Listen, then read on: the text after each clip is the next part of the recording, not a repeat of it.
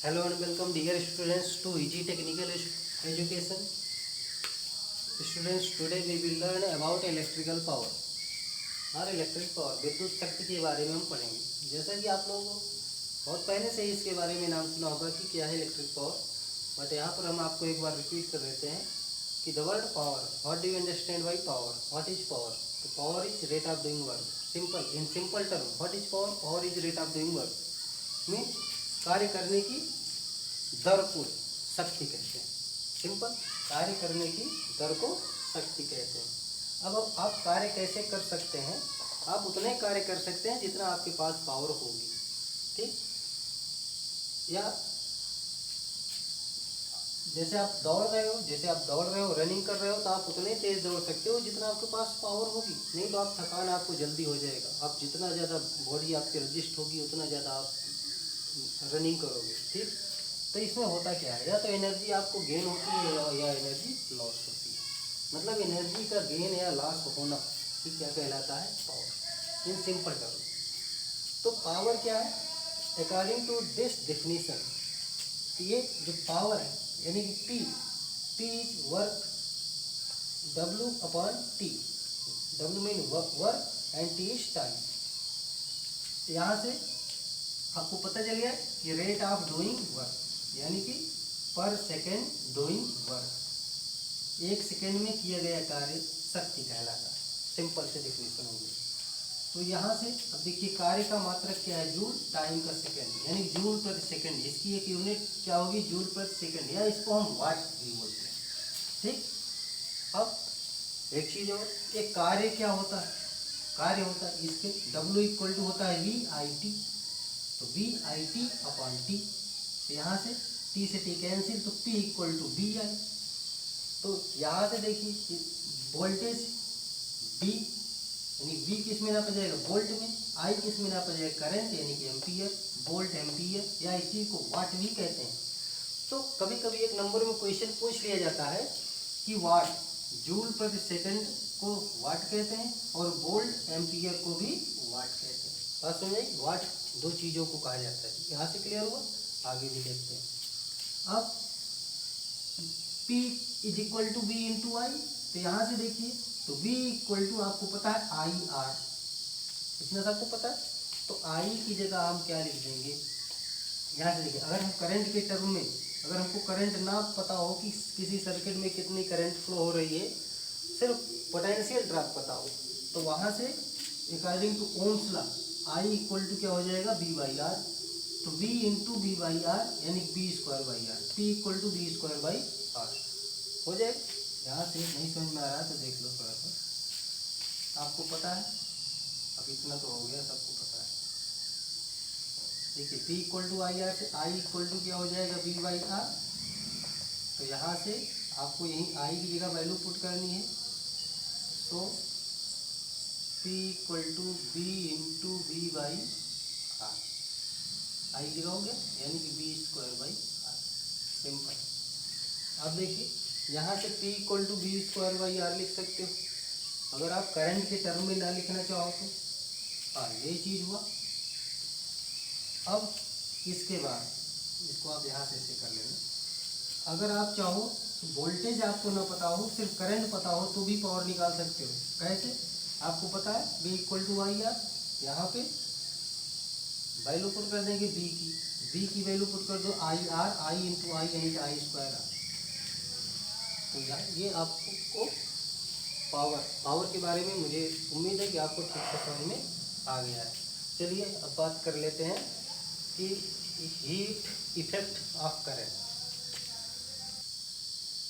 देखिए heating effect of current यानी कि धारा पर ताप का प्रभाव, धारा पर तापमान का क्या प्रभाव होता है। तो सिंपली आप लोग जानते हो कि आप जैसे किसी भी कंडक्टर में अगर आप इलेक्ट्रिसिटी फ्लो कराते हो तो आप देखते हो कि after some time conductor will become heat. कुछ समय के बाद कंडक्टर आपका हीट हो जाता है। तो ये हीटिंग क्यों हो जाती है?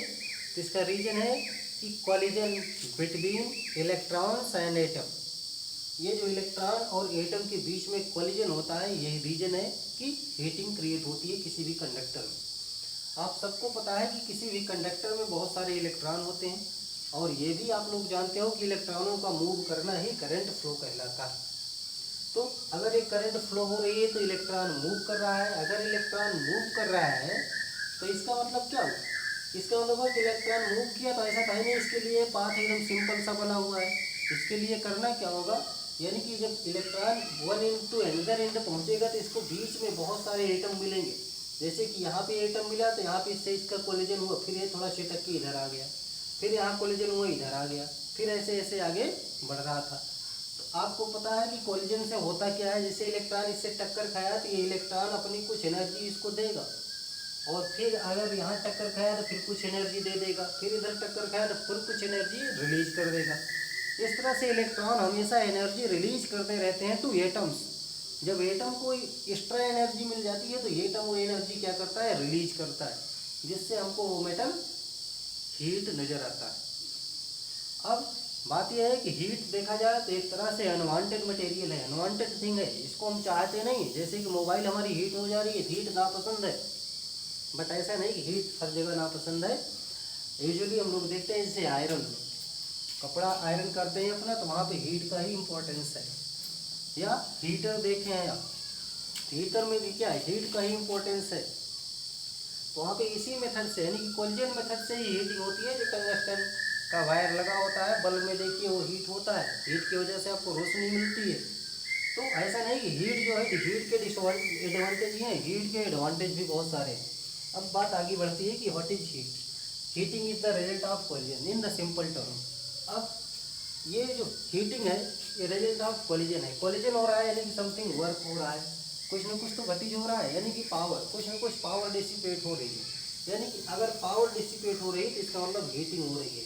यही जो पावर डिसिपेशन है इसी को हम क्या बोलते हैं, हीट। यानी कि पावर डिसिपेशन पर सेकेंड, आप लिख लीजिए ऐसे आप, पावर डिसिपेशन पर सेकेंड, पावर डिसिपेशन पर सेकेंड, पावर डिसिपेशन पर सेकेंड, इसको हम क्या बोल सकते हैं, या आप चाहिए इसको पावर डिसिपेशन बोलिए, या आप पावर इक्वल टू क्या हो जाएगा, हीट पर सेकेंड। इसको ऐसे लिख सकते हैं equal to V into I, P equal to V into I है ना, तो पी को अब आप क्या लिख सकते हैं, H by T, H mean heat. तो यहाँ से देखिए एच इक्वल टू क्या हो जाएगा, V I T. This is equation number 1। Heat का यहाँ पे आपको इक्वेशन मिल गया कि हीट क्या है, जब आपको वोल्टेज एंड करंट गिवन होता। मीन आप जितने समय तक, जितने ज़्यादा समय तक किसी भी कंडक्टर में अगर आप वोल्टेज प्रोवाइड करोगे, करंट प्रोवाइड करोगे, तो वो उतना ज़्यादा हीट होगा। Heat is directly proportional to voltage, current and time. 3 चीज़ों पे यहाँ से डिपेंड हुआ। बट यहाँ से according to Ohm's law B equal to I R, अगर आपको वोल्टेज नहीं पता है तो आप लिख सकते हैं आई स्क्वायर आर टी। मीन अगर आप सिर्फ करंट भी बढ़ाते रहते हो और बॉडी का रेजिस्टेंस, मतलब देखिए करंट के स्क्वायर डायरेक्टली प्रोपोर्शनल में, यहाँ से आई और आर के भी डायरेक्टली प्रोपोर्शनल है। अगर आपको करंट भी नहीं पता, सिर्फ पोटेंशियल आपको गिवन है, तो भी आप हीट निकाल सकते हो, heat equal to V square upon R into T. ये क्वेश्चन नंबर 3। तो यहाँ से आप कह सकते हैं कि heat is directly proportional to I and heat is directly proportional to voltage. This is the main term, या main concept of heating effect of current. ये हीटिंग इफेक्ट ऑफ करंट का मेन जो टॉप फैक्ट है, यही चीज़ है कि heat directly proportional to current and heat is directly proportional to voltage. Heat कैसे आता है, हीट कोलिजन से आता है। किसके कोलिजन से, इलेक्ट्रॉन एंड समथिंग एल्स। और ये आपको, मुझे उम्मीद है कि अब आप लोगों को हीटिंग इफेक्ट ऑफ करंट ठीक से समझ में आया है और आप इसे अच्छे से लिख लेंगे। अब आशा है कि आपको ये वीडियो पसंद आई होगी। अगर आपको ये वीडियो पसंद आई है तो आप इसे लाइक, सब्सक्राइब और शेयर करना ना भूलें। Thanks for watching.